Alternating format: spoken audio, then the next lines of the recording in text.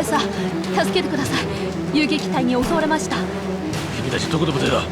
民中から公文を山上へ送るものです。あの遊撃隊を処分してよ！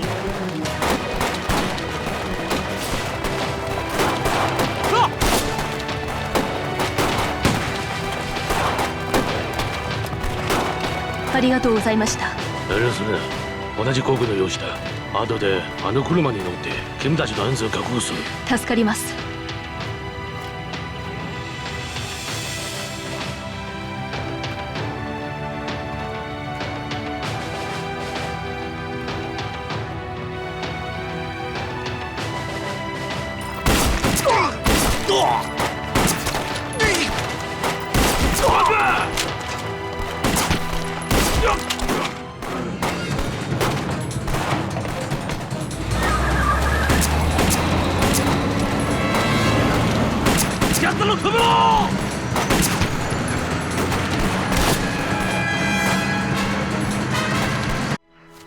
不吹恩奎了，好来话不听，真气死人了。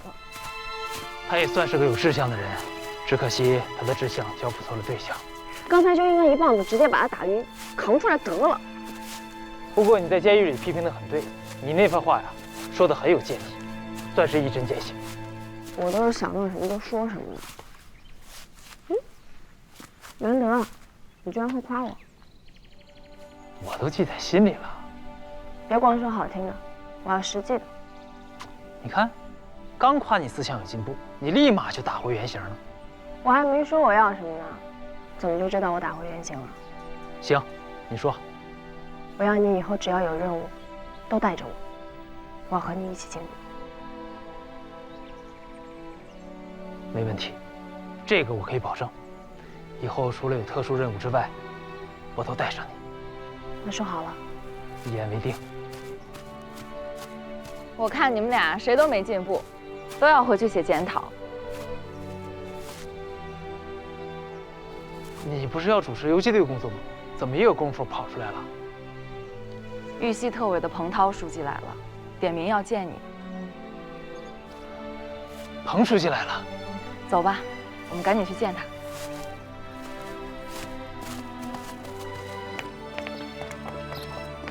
彭书记，您喝水，我们应该马上。彭书记，包子，这位就是咱们的彭涛书记，这位是蔡宝子同志。彭书记，终于把您给盼来了，您好啊！蔡宝子同志，你好。你请坐。来，大家一起坐。哈。哎呀，蔡宝子同志，你来三道园这么长时间了，咱们还是头一回见面。不过，你的大名，我可是如雷贯耳啊！炸毁青龙山要塞，袭击小鬼子的运输车，打得轰轰烈烈。八路军办事处的同志啊，没有一个不知道你的。让同志们见笑了。自打陕州城沦陷后，我们就与党组织失去了联系。在崔文佩同志的带领下，我们把零散的刀客给组织起来了，自发的组织起抗日活动。可是没有党组织的工作指导，我们也就是凭着个人经验，在东一榔头西一棒子的瞎胡闹的。闹得好啊！现在啊，小鬼子在函谷关就停止了脚步，据说是后勤补给线补给不上，这里面啊，可是有你们的功劳啊！而且青龙寨扼守着三面要道，你们这一闹啊，小鬼子在各个县城就失去了实质的控制能力，下面的游击武装啊，才能打得有声有色呀。还是要彭书记多指点才行。哎，这个姑娘是青龙寨上官英。你就是上官豹的女儿，嘿，果然是英雄出虎女啊！您过奖了。怎么样，愿不愿意跟着我们八路军一起打鬼子？愿意，只要跟包子在一起，干什么都愿意。这个姑娘对你很真诚的，你可别辜负了人家。是，书记。现在不是以抗日大局为重吗？所以我们决定先把儿女私情放下，等打跑了鬼子再说。胡说！组织上什么时候说过，抗日就不考虑个人问题了？这革命是需要一代一代传承的嘛。书记同志，这是我同意的。我的男人必须要有大志向。哟，我这才说他一句，你就出来护短了，不得了啊！我老彭可是惹不起你们小两口啊！哎呀，这姑娘不错，知道疼男人。彭书记，您冒着危险来三道园，是不是有什么任务要传达给我们？我和八路军办事处的同志商量过了，决定在三道园正式成立一支敌后武装，把所有的抗日力量团结起来，在日战区、日统区、金日区，以分散流动袭击的作战方式打击敌人，并且切断他们的交通运输。太好了，终于等到这一天了。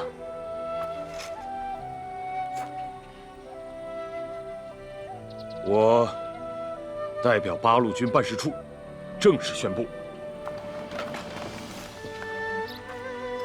成立豫西抗日独立大队，任命蔡宝子同志担任独立大队大队长，崔文佩同志担任独立大队政委，专门负责三道园的宣传、游击和统战工作。任命上官英、袁尚飞两位新同志担任独立大队副队长，负责配合你们的执行工作。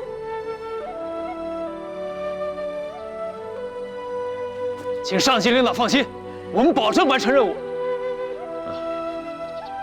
书记同志，既然您任命我为副大队长，那有件事想要跟您汇报一下。哦，坐下说。这个坐下啊。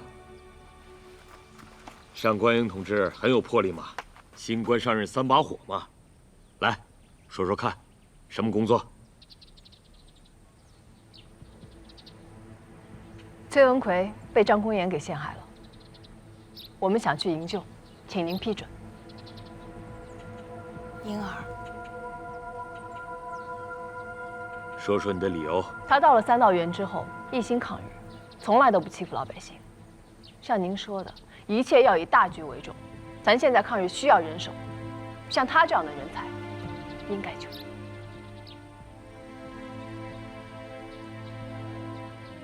在来的路上，我也听说了这件事。崔文奎虽是国军，但是也是在抗日前线杀过敌、流过血的。目前敌强我弱，我们团结的抗日力量应该算上崔文奎这样的爱国将领。正是因为有他们的存在，我们的民族才有希望。如果要是他们白白牺牲了，就是我们的自毁长城。是，我马上执行营救。我跟你一块儿去。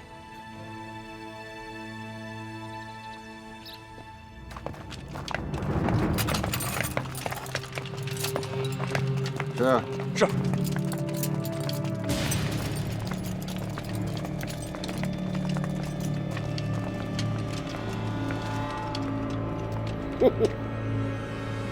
崔旅长，上路吧。不是说下午才走吗？这才不到中午。哦，时间改了，提前了。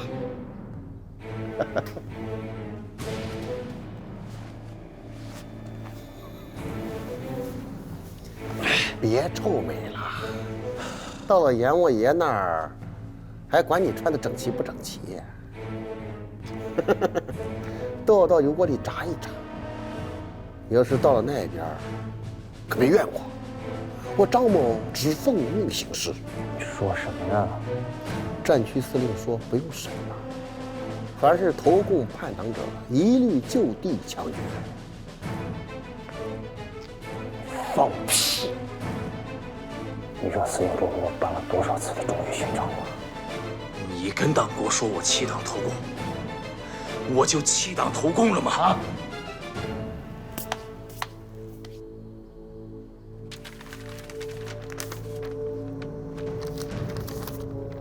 看清楚了，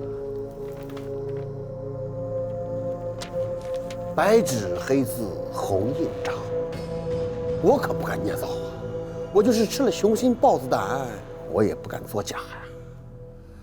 本来我以为战区司令还会象征性的审一下，可是我们今天还没有出发，他就派人送来了判决通知书。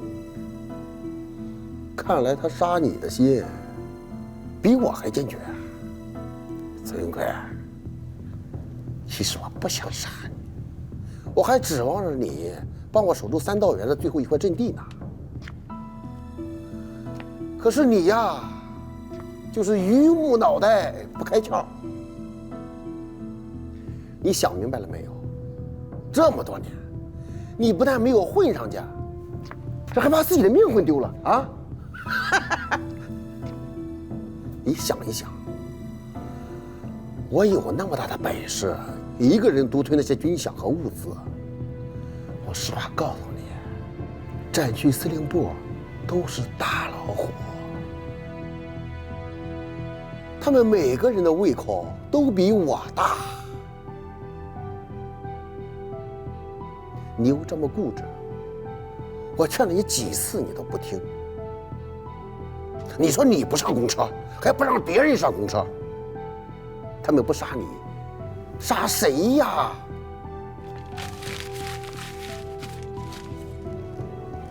崔文奎，29岁，北平人，现居陕州，因通共叛党的罪名，就地枪决。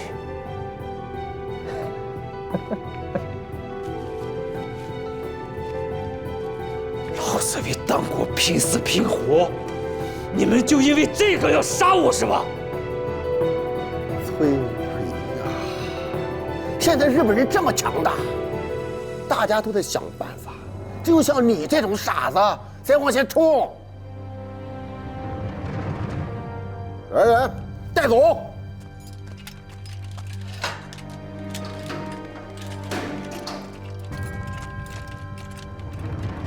走。不用你们的脏手碰我。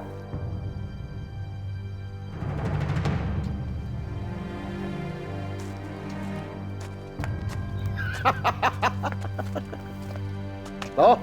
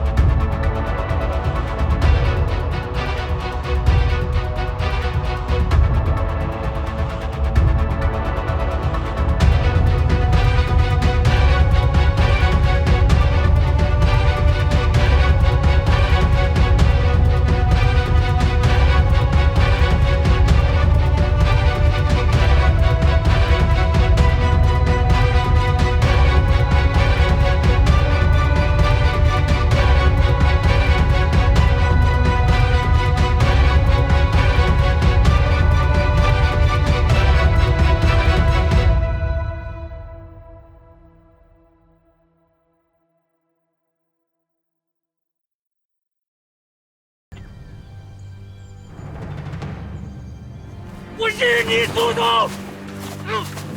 给我打！该说的我也说了，你就老老实实的下去做个明白人吧。这也算我对你尽了最后一点的同袍之义。准备行刑。张公元，老子怎样多亏也不会放过你！老子死死了你！师门。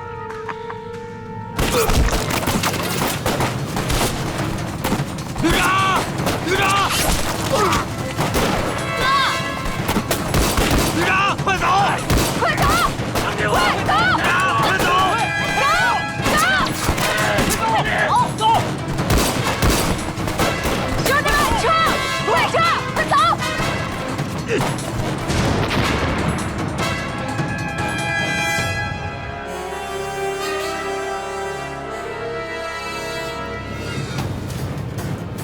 师座，吴文奎和刀客们都跑了，咱们还追不追？废话，要是不追的话，怎么向司令部交代？咱们克扣军饷的事要是暴露了，咱们的下半辈子都要在牢里度过。去，是，弟兄们，追，走。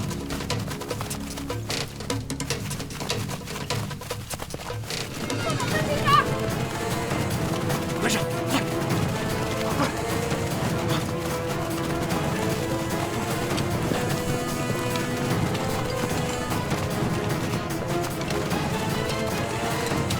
媳妇儿，媳妇儿，慢点，慢点，坐着。大家原地歇会儿。没有追兵了，我们暂时安全了。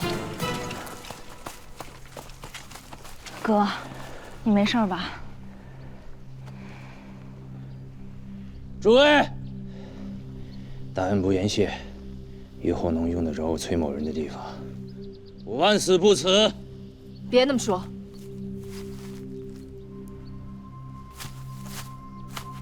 崔文奎，加入我们游击队吧。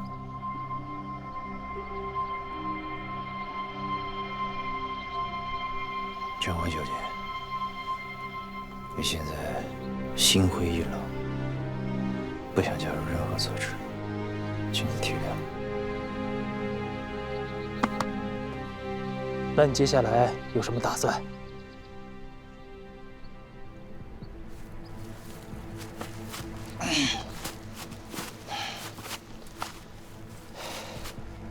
我想着先把我独立旅拉出来，单独成立一个抗日纵队。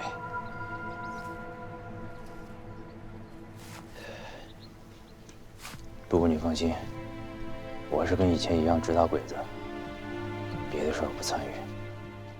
这个想法也不错，我们可以互为犄角，互相支援。不在一起有不在一起的好处。是。那我们走吧，找你的队伍去。龙佩，在我把我的队伍拉出来之前，我得去替咱们老崔家办件事儿。所有关卡的部队听好了，一定要封锁住崔文奎的逃跑路线。他可能要去共党那儿，在他的必经之路上安排上一个团队兵力，再配上重武器，把他消灭在回来的路上，让他去见他那个死鬼老爹。你找我呀？你，卫兵，卫兵！别喊了，那帮怂蛋早就缴械投降了。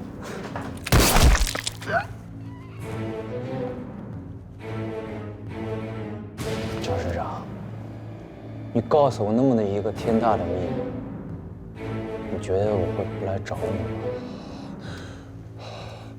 文奎，你别杀我，你饶了我，我也不想杀你爹。只是我要不杀他，他们会杀了我。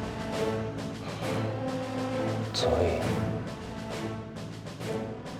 你就杀了我爹，然后栽赃给共产党。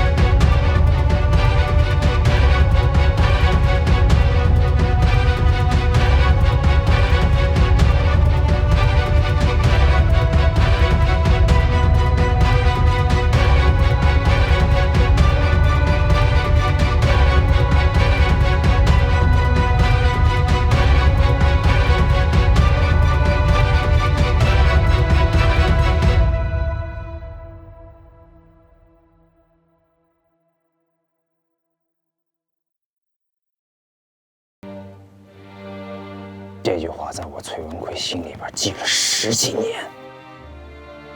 可是战争一开始就没完没了，中原大战打完了，小鬼子就打进来了。好多兄弟刚要卸甲归田，又上了战场。打了这么久，有时候我也在问自己，什么原因让我坚持下来？什么原因？我回头看看身后的山河故土，想想我的家人，这就是我们不怕牺牲、坚持下来的原因。可是当我们在前线打仗的时候，那些当大官的在后方干什么？灯红酒绿，歌舞升平。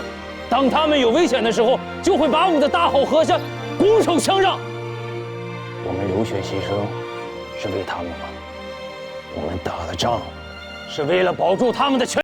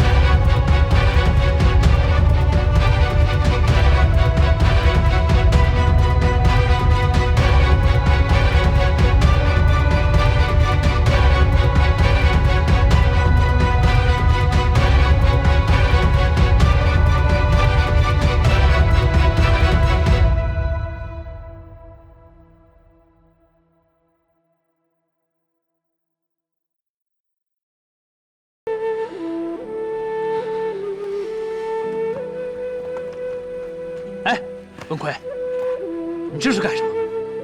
有什么话坐下说。坐。来，喝水。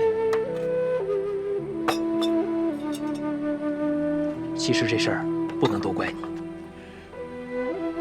都怪那郑无言从中作梗。你能及时醒悟就好，一切都来得及补救。过去的恩怨情仇，暂时先放下。咱们兄弟先一起抵御外敌，才是要紧的事。不是有句话说得好吗？兄弟系于墙，而外御其武。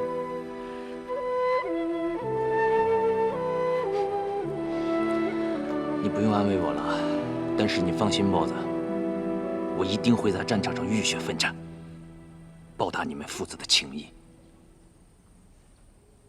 好了好了，咱今天不说这些了。眼下，日军打算攻打函谷关，可是他们的后勤补给不足，很大部分需要依靠金矿来变现。如果他们打下函谷关，整个秦川就会失去可依托的屏障，很快就会沦陷。说到底，金矿是至关重要的问题。包子，要不就像你说的那样，咱把它给炸了吧。如果炸是唯一的办法的话，怎么炸？谁去炸？里面的老百姓怎么办？谁去把他们营救出来？我去，我跟我的队伍去，一定把金矿给炸了。文奎，还真不行，你一出动，还没有靠近，就会被小鬼子发现。就算你能打进去，周围的鬼子也会从四面八方赶过来增援。你们炸了金矿也无法脱身，你和你的兄弟们会全部牺牲在里面，得不偿失。包子，你了解我，只要能挡住小鬼子，我可是万死不辞。我们都佩服你的军人精神，但是里面的老百姓怎么办？我们现在的难处是既要炸掉金矿，又要保证老百姓的安全。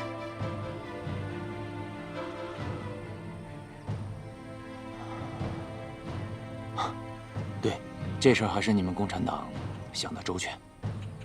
但如果这样的话，这次任务就更加艰巨了。六叔不是在矿洞里吗？想办法联系上他，咱们就可以里应外合，一边炸了矿洞，由他来帮助老百姓撤退。这个想法是可以的，关键是谁去合适呢？怎么进去，怎么出来？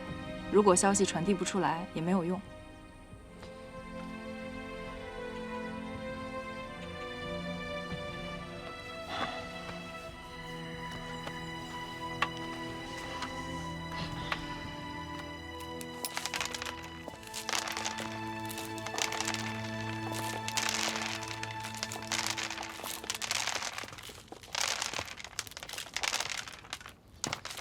心情不好就不要浪费粮食啊！我一会儿会捡的。你说打一个仗怎么就那么难啊？又要顾及这个，又要顾及那个的，我也受不了。怎么，你不赞同文佩的想法？不是，我觉得他说的很对，只是我现在使不上劲儿，心里窝囊的。你的作用也很大。那么多刀客都走上了团结抗日的道路，都是你引领的功劳。我和文佩的影响力都不如你的大。不过以前大家都是为自己打算，所以简单容易。现在要为他人考虑，就要考虑周全了。但这次的问题看来挺难解决的，你和文佩都没得主意。你都是副大队长了，咋还这么悲观呢？越是难处，才显得你家包子有本事呢。那遇到都是简单问题，我多没成就感呢，还怎么在你这位大小姐面前立威啊？你还在立威啊你？啊？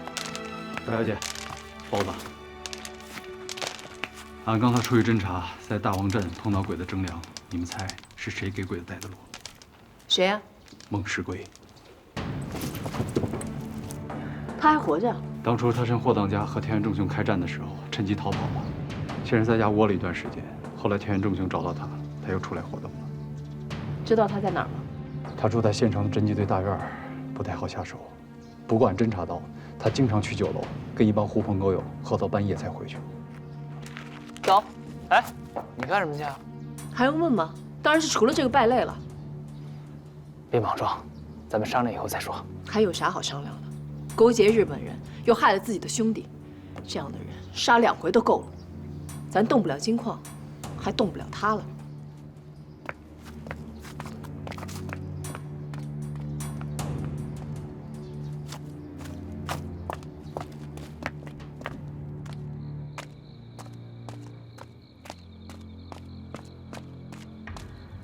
大小姐，孟世贵就在里面，我们动手吧。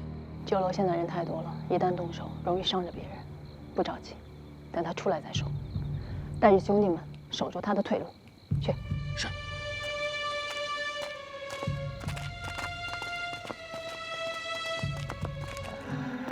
哎，郭队长，这里姑娘的小曲儿不错吧？不错。明天我们还接着喝。明天呢，恐怕不行了。我要帮黄军呢找一个劳工翻译。改天我们再来。副队长，贵人事多。那我们过2天再约啊。好，回见。回见。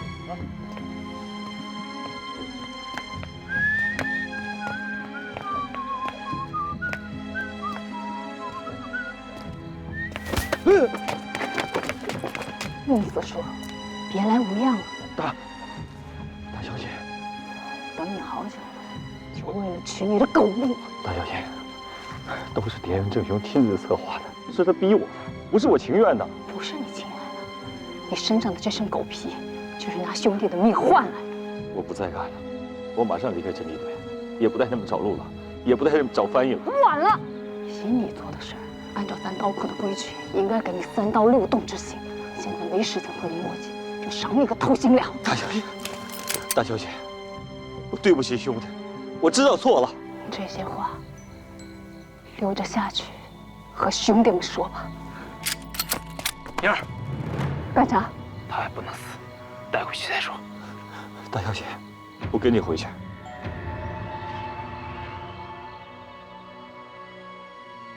你怎么把他带来了？为什么没杀了这口汉奸？包子说了，要带回来审问一下。有什么可审的？他害死了山寨里那么多兄弟，就是千刀万剐了也不够。你们若是下不了手，让俺来。老爷，我先问他几句话，你再决定要不要杀他。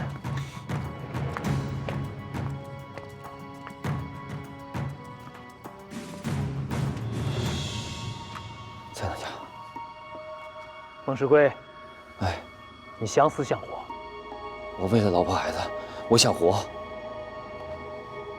那你老老实实回答我的问话。好，一定。你是不是在给日本人找翻译？是。金矿里的老百姓听不懂日本技术人员的话，开采天天出事儿，他们要找一个翻译，这个任务就交给了我。你之前说要真心悔过，可是事实是。蔡当家，你尽管吩咐。好，我要你把我们的人带进金矿，然后再安全的带出来。这日本人查的特别紧，出来进去都要验对身份。不干就宰了你！行，我为了家里人，我想尽一切办法把你们带进去。真是个不点不亮的蜡烛。霍当家也是头一号响当当的人物，怎么能相信你这个狗汉奸？我也是为了家里人。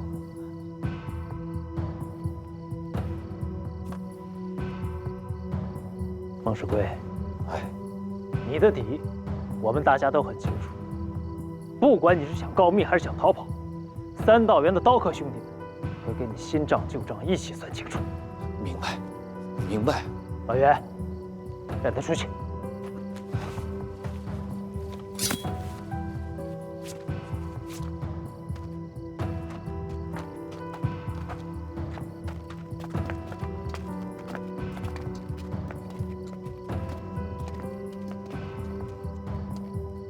利用孟迟圭穿针引线，把咱的人带进去，这个办法不错。假扮翻译的工作就交给我，还需要个人协助我在金矿附近摸一下布防的情况。我陪你去吧，我懂几句日语，到时候肯定用得上。你会日语？怎么没听你说过？跟别人瞎学了几句。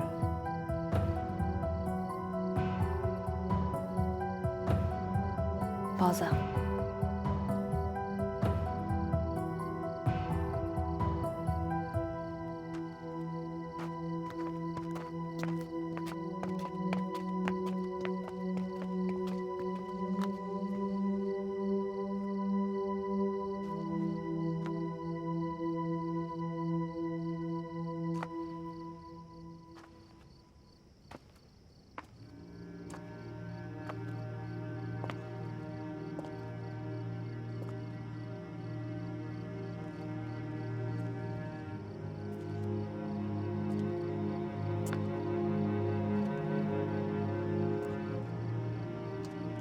我知道你心里有气，他确实该死，但是留下他，不是有大用处吗？真的没有别的办法，一定要用一个汉奸来帮我们。阿贝残暴的日本鬼子，靠的不只是勇气和决心，还有这里。我们要善于创造一切有利于自己的机会，留下孟氏贵做内应，就有可能炸掉金矿，你爹留下来的财富，才不会给日本鬼子变成杀害我们老百姓的武器。如果这么想，你觉得是不是会有价值？好，我暂时留着他的狗命，但如果要是他再出卖兄弟，或者是祸害老百姓，我立刻要他的人头。放心吧，有你大小姐的虎威在，他孟世贵一定会老老实实的。不过既然已经知道他是墙头草两边倒的性格，我们也会时刻盯紧他，不给他可乘之机。包子，在这件事情上，我希望你可以原谅我的冲动。我不能再失去任何一个亲人或者是朋友。我会的。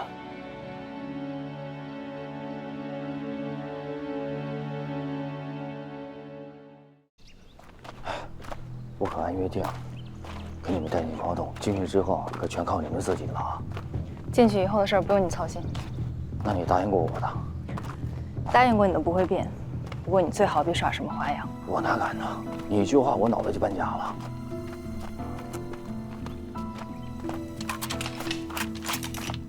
我去应付。哎，太监，进去。太监，进去。自己人。太君，我们是奉松田大佐的命令，特意带2个翻译给他来看看。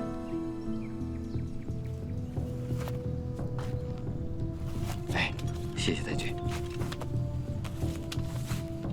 哎，走吧。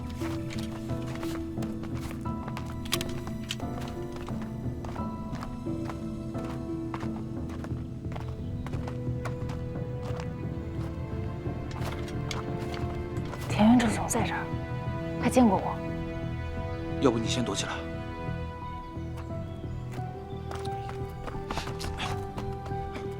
摩萨，哎，太君，太君，摩萨，这些愚蠢的支那人，把矿洞挖得快塌方了。是，我让你找到翻译，找到没？找到了，这就是新来的翻译。哎，你好，太君，我姓许。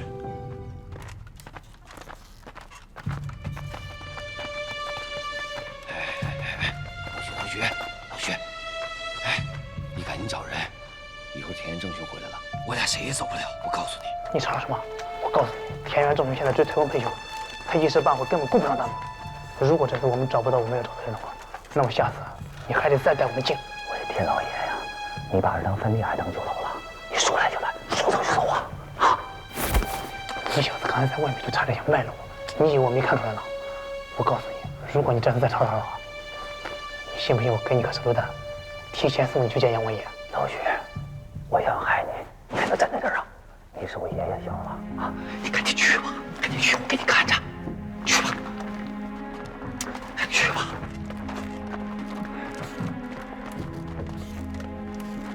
上天台星，保命护身，同台竞技，安神宁心，玄奘坑民。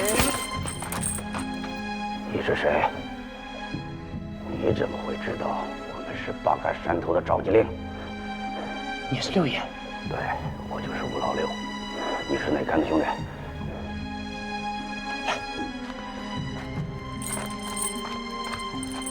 是袁尚飞告诉我的，他托我来找你的。袁尚飞？对。那大小姐他们怎么样？都还好吧？他们都参加了八路军的游击队，而且现在都是副大队长了。他们知道你被抓来了矿洞，一直在想办法营救你出去。难道大小姐和袁当家的还想着我？我吴老六铭记于心。对了，你们有什么计划吗？我可以配合你们。他们打算过段时间攻打广东，到时候还希望你把大家都组织起来，好让大家都有序的撤离。没问题。山洞里的人啊，一半都是我的兄弟，只要我一发号召令，无论是保护百姓，还是配合你们打鬼子，都没问题。那就太好了，到时候有你们的配合，咱们里应外合，一举打小鬼子措手不及。好，太好了！娘的，憋着这口尿气，终于要撒出来了。虽然我们刀客刀不在身，但我们骨子里的血性依然在。我就算死在这里出不去，我也要多拉几个小鬼子给我陪葬。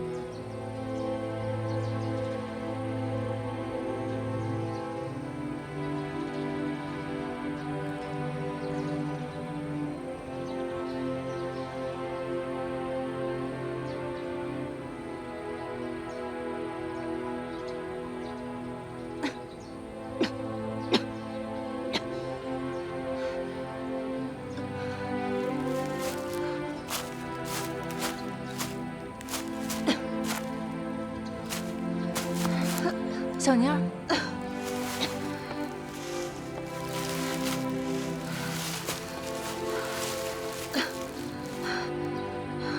怎么弄成这样了？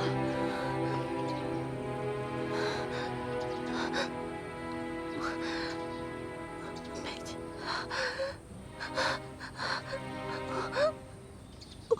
我到了地图，给了陈彦成兄。我想救我爹，我只想救我爹。走，跟姐姐回去。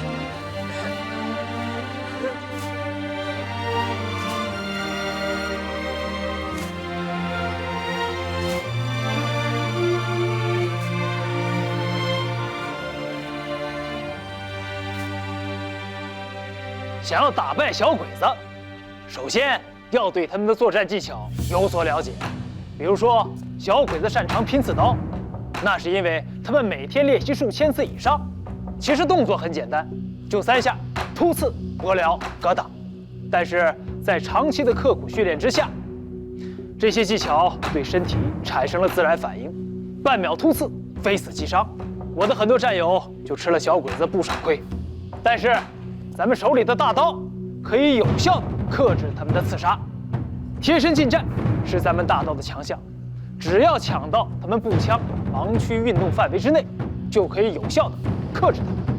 现在我们给大家做一下示范，大家看一下，大家都看好了，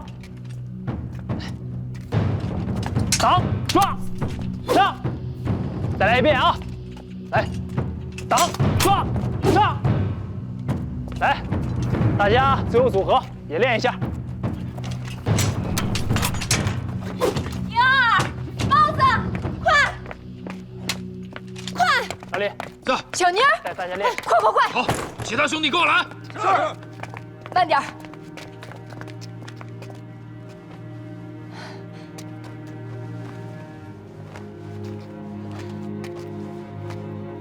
小宁儿怎么会这样？我躲避鬼子追击的时候，在死人堆里发现的小宁，赶紧看看他怎么样了。我去找个郎中。包子，你给他弄些水和吃的。好。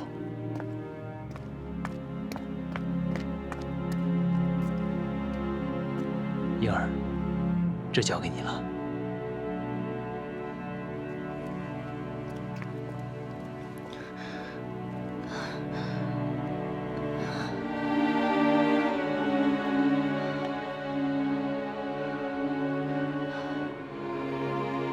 婴儿，姐，真的是你吗？姐。 姐也会再见不到你了。对不起，我不应该听日本人的鬼话，偷了你的地图。姐，不说了，不说这些，回来就好。什么都没有你回来重要。 其他的过去了，姐，姐知道你疼，再忍忍啊。文佩已经去找郎中了，郎中来了就好了。姐，还有一件事儿想求你。 说，啥事情都答应你。还想求你不要杀俺爹，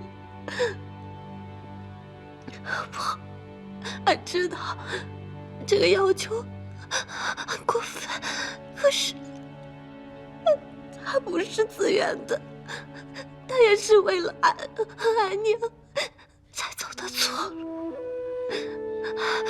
姐，现在都这样，你还在替他求情？不管怎么说，他都是俺爹。姐，俺求你了，求求你了，姐，姐。好，姐答应你。 那你也要答应姐，你要好好活着，好吗？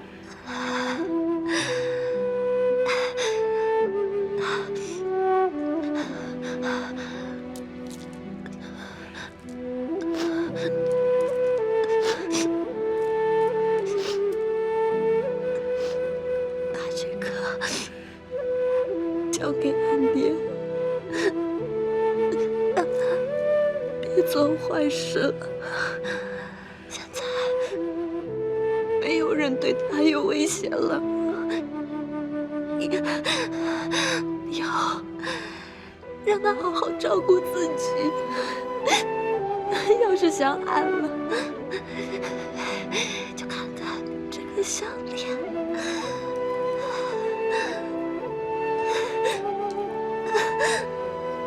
小妮，小妮。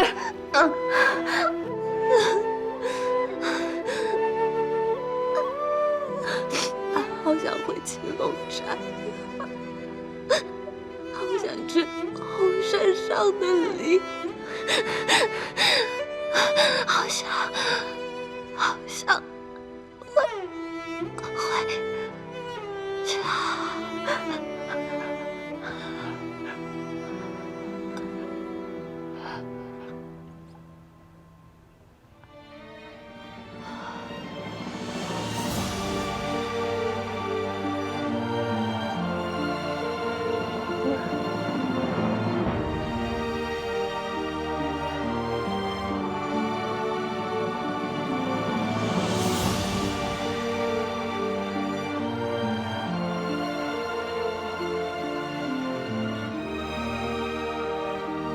娘，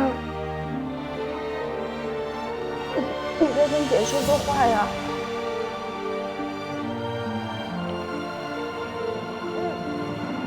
你在跟姐说句话呀，妮儿。妮儿。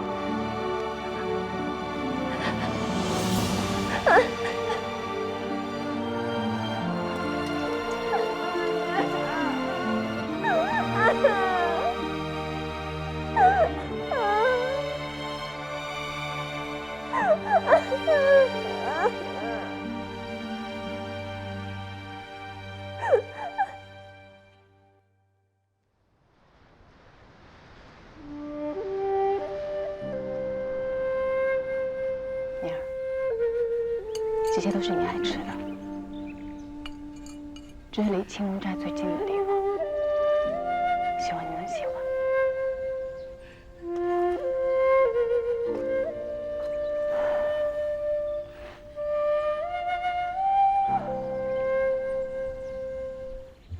是日本鬼子毁了他的一生，是田园正雄杀了梅香婶，让他失去了最爱的亲人。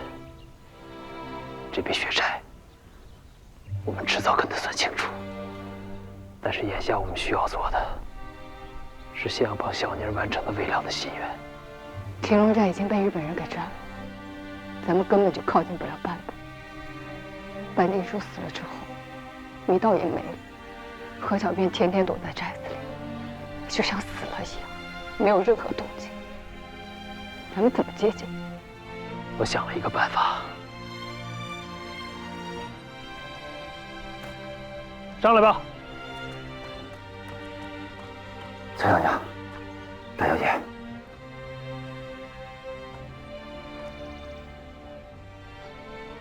你来干啥？燕儿，我说的办法需要他帮忙才行。什么意思？不是你们要我干啥呀？我已经冒着生命的危险帮过你们一次了，别让我再做危险的事儿了。我现在拖家带口的，我要是死了，老婆孩子怎么办呢？你不用慌，这次帮忙很简单，上青龙寨，把何师爷叫下山。就这？行倒是行，但他那老小子不知道能不能相信我呀？燕儿，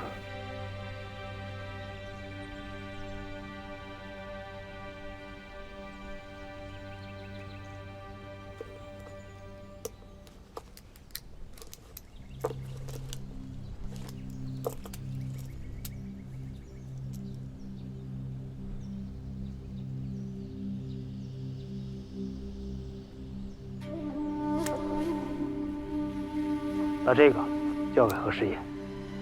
他自会替你的安排。哦，那行，那我去了。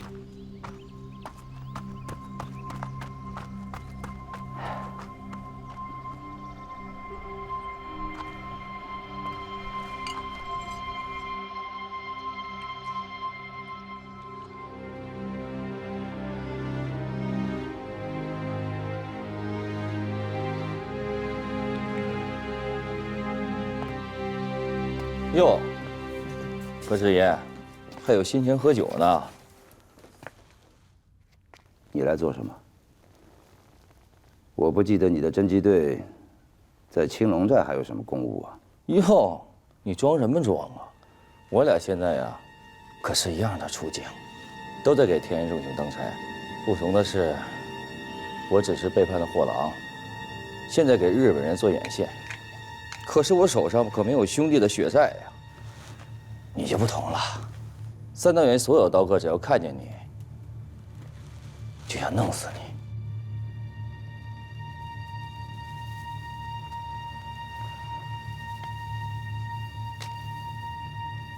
你上青龙寨，就是为了跟我说这些废话吗？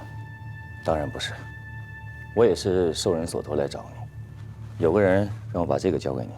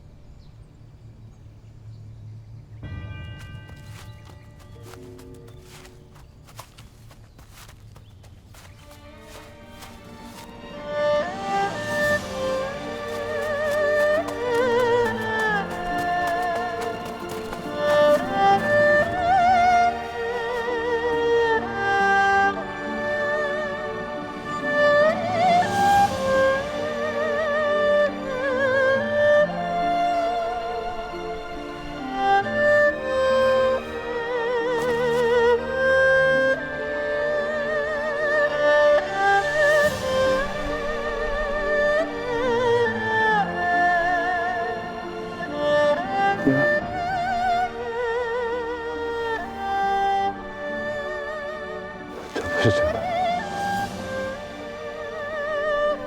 任真雄答应过我的，不害我女儿的，他要我做的一切我都做了，为什么害我女儿？只有你会相信日本人的话。你知道我们在哪儿找到小妮儿的吗？你知道她都经历过什么吗？哪儿？我们从死人堆里把她给背出来的。找到她的时候，她已经遍体鳞伤，奄奄一息了。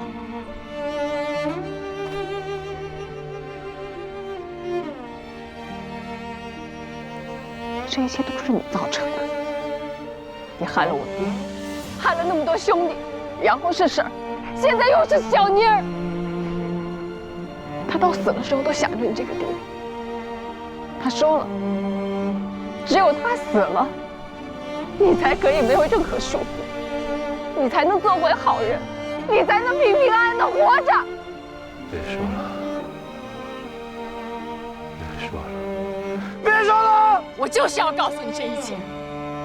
你现在连听都害怕，那小妮儿呢？她都经历了什么？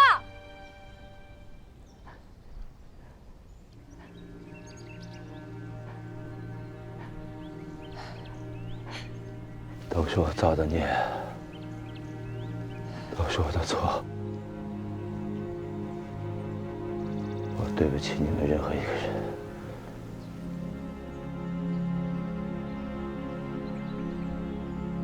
英儿，你杀了我吧，我该死。杀了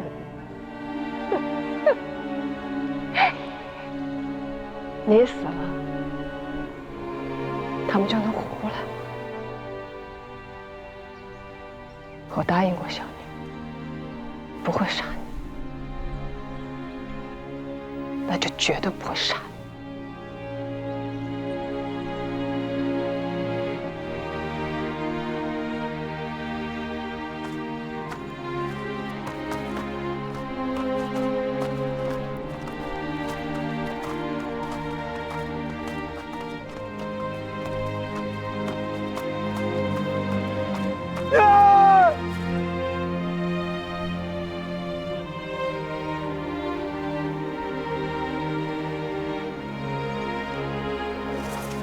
苏根，阿根，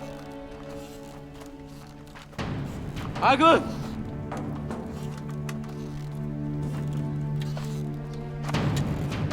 ここ数日は採掘のスピードが速いね。この上司だとあと少しで黒川将軍の任務を完成だ。対策学科の監督の賭けです。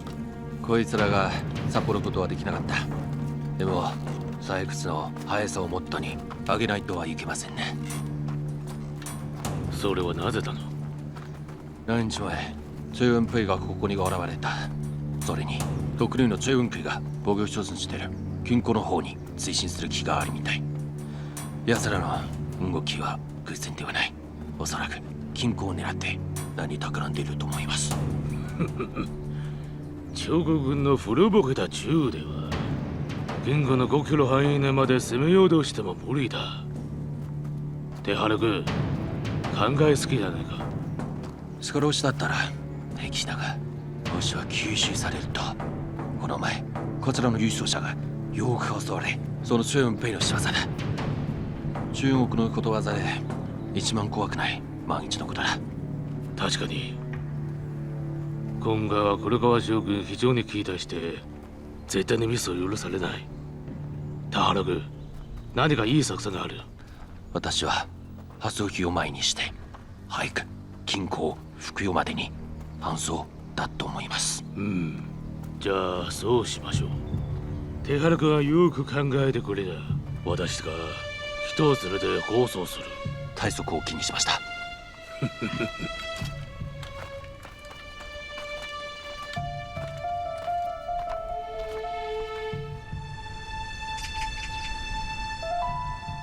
今天我在矿场无意当中听说，田园正雄和松井这个老鬼要亲自押送黄金去洛阳。这么说，有仗要打了。不过，松井很看重这次运输，他会亲自负责押送，一路上肯定配备轻重火力。凭我们游击队的武装，想要靠近都很难。一旦战况焦灼，周围的日军就会马上增援上来，切断我们的退路。我们可以选择在夹皮沟作战，夹皮沟是陕州城通往洛阳的必经之路，那里离日军的势力范围也很远，即使松井和铁原教练增援，也要2个小时之后才能赶到。而且那里地势险要，山林茂密，最适合打伏击战。完成任务之后，我们也有时间安全撤离。那日军的重火力怎么办？咱们可以请文奎过来帮忙，他的独立旅武器精良，能够跟小鬼子拼上一拼。如果我们一起联手，应该可以很快的结束战斗。行，老许，你负责去和孙文奎联络。静，我马上去。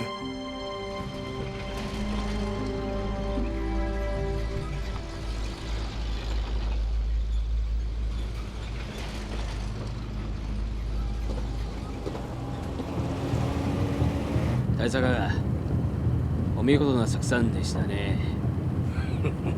我々の航空運送車が中国に狙われることを予想し、朝一で一つの中隊を男女南に送って即時陣地を作り、奴の奇襲作戦を阻止した。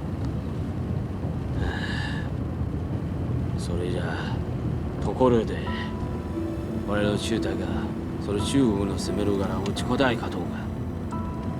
噂によるとその中軍家との指揮者がかなり俺があるもんですね。彼と我が航軍なんか戦ってる。我軍はかなり損失がある。崔文奎は確かに勇猛だ。奴が国民度が離れてから弾薬や武士の供給が追いついてないのも事実だ。前回の軍乗車事件はその原因は我々があんまりにも油断したのせいだ。今蔡文奎は私と真剣勝負することがない。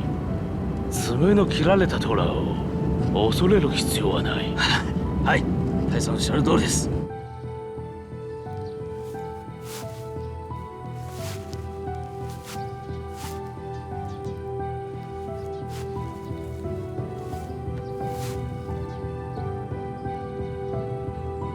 老许，你跟崔文奎定清楚时间了吗？说的特别仔细，一个字儿都没漏。那都这个点儿了，他的独立旅怎么还不到？谁不说呢？他不会反悔了吧？不会。这个时候崔文奎干不出这样的事儿，肯定是临时遇到什么麻烦了。那怎么办？打不打？打，必须打。但是不能强攻，咱还是智取。包子，别卖关子了，跟我们说说怎么智取。你们听过智取生辰纲吧？今天咱们就给小鬼子唱上一出。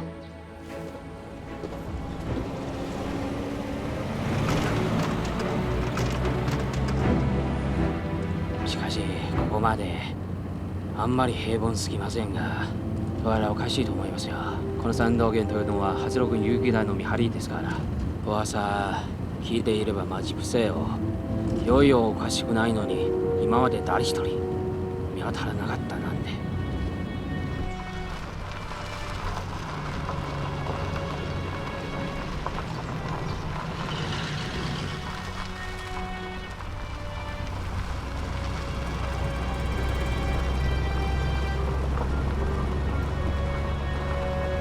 遊撃隊、奴らにおもちゃみたいな武器しか持ってないから我々にとって何の脅威もないですよ。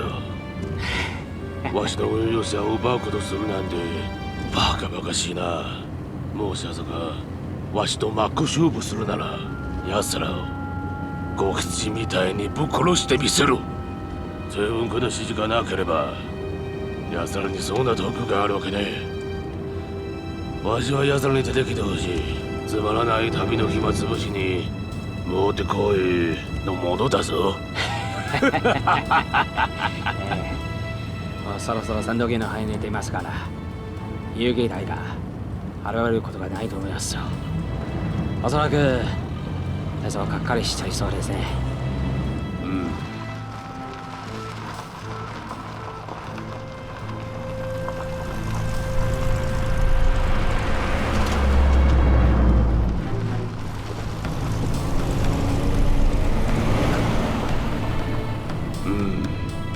監督、君の言う通りだ。かわいそうな中国人。自分の縄張りなのに泉みたいに毎日こっそりと動くしかない。奴らはとうとうとカストする遠く騒いだい。確かに橋本君勇気大は病屈ですから、自ら獲物になるほどバカでもないんですからね。どうした？急げ！早く！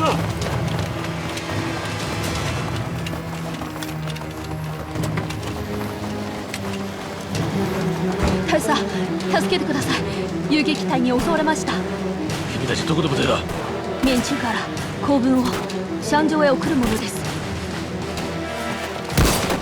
あの遊撃隊を消滅せよ！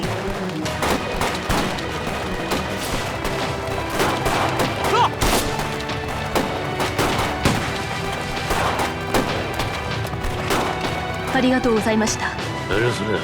同じ航空の用紙だ。後であの車に乗って君たちの安全を確保する。助かります。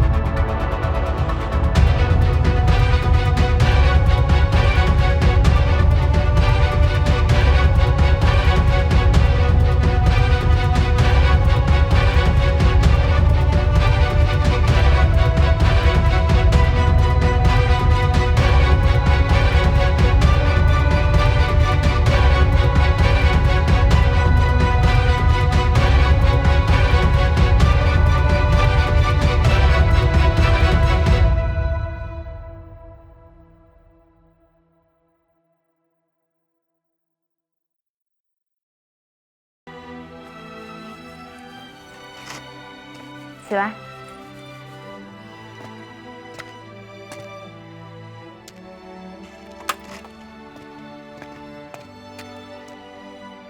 看在你经常帮我的份上，这衣服我帮你补了。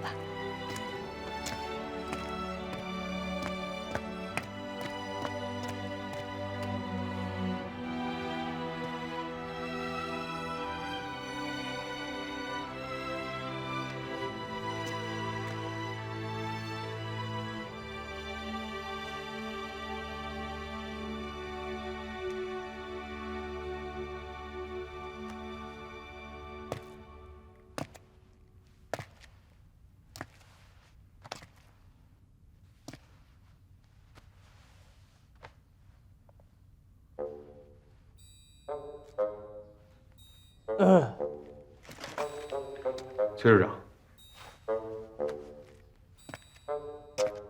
你笑什么呀？没什么。啊？坐。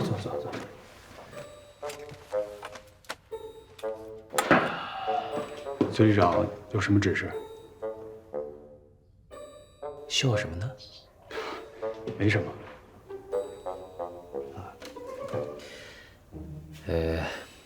我来就是想感谢你一下，你这一路上照顾我们家文佩。崔旅长客气了，保护政委是俺的职责。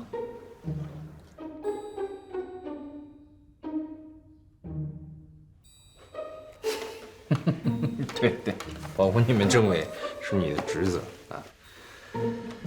任远飞，这也没外人，咱俩说几句掏心窝子的话。你应该也知道，文佩跟我从小就失散了。但是你知不知道，文佩小时候在我们家，是我跟我爹的心肝宝贝，我们都宠着她，什么都给她最好的。我很难想象这么多年，她遭了多少罪，吃了多少苦。知不知道，我找到她之后，我想还给她最好的，把所有最好的都给她。当大哥嘛，本来就应该照顾她。当大哥也不能照顾她一辈子吧。所以，我对你有一个不情之请。就让您说，安元胜飞一定竭尽所能。咱俩以前都是国军，打过交道，当然那些不开心的都让他过去。你的为人性子，我了解，我也很认可。你得替我照顾好我妹。